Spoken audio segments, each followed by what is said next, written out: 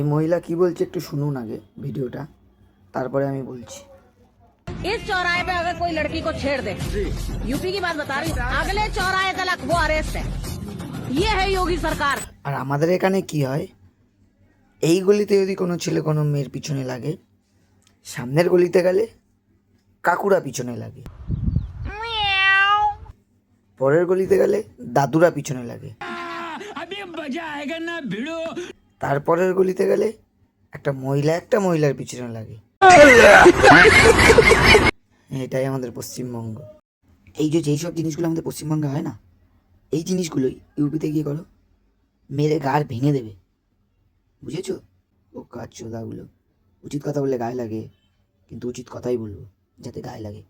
বলে না কুত্তার লেজ কখনো সোজা হয় না, সোজা হবে। अगले चौराहे तक वो अरेस्ट है। ये है योगी सरकार।